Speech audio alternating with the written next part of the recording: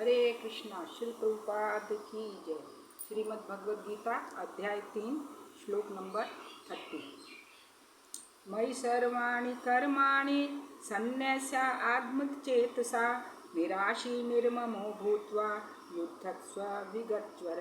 अतः हे अर्जुन, अपने सारे कार्यों को मुझ में समर्पित करके मेरे पूर्ण ज्ञान से युक्त होकर लाभ की आकांक्षा से रहित, स्वामित्व के किसी दावे के बिना तथा आलस्य से रहित होकर युद्ध करो।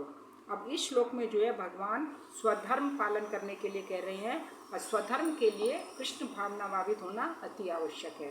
तो इस श्लोक में भगवान अर्जुन को युद्ध करने का आदेश दे रहे हैं। तो भगवान अर्जुन को बोलते हैं कि तुम हे अर्जुन, तुम जो है सब कुछ, जो भी अपने सारे कार्य हैं, जो भी अपने कर्म है, मुझ में समर्पित कर दो और तुम निडर होकर तुम जो है युद्ध करो।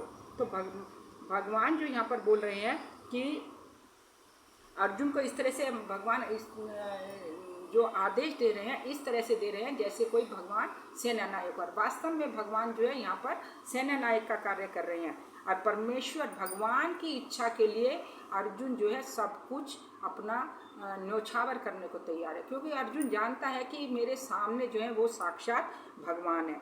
तो अर्जुन जो है भगवान इस तरह से अर्जुन को आदेश दे रहे हैं।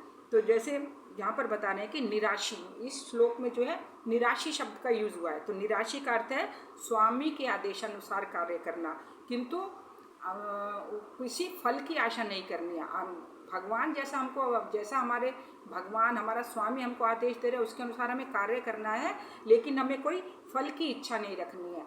जैसे कोषाध्यक्ष होता है तो वो लाखों रुपए गिन सकता है अपने, क्योंकि उसका कार्य है कि रुपयों के जो भी धन आता है उसको काउंटिंग करना, तो वो लाखों रुपए गिन सकता है, लेकिन वो उसमें से अपने लिए 1 रुपया भी नहीं रख सकता।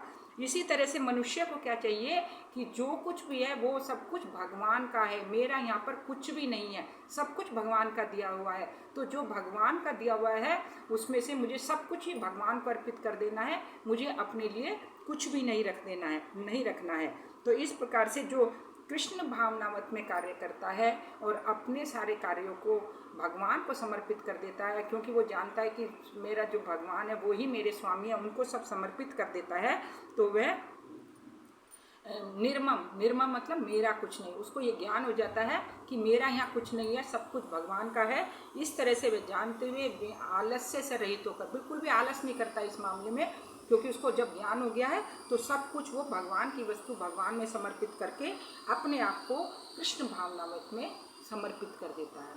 हरे कृष्णा। श्री प्रभुपाद की जय।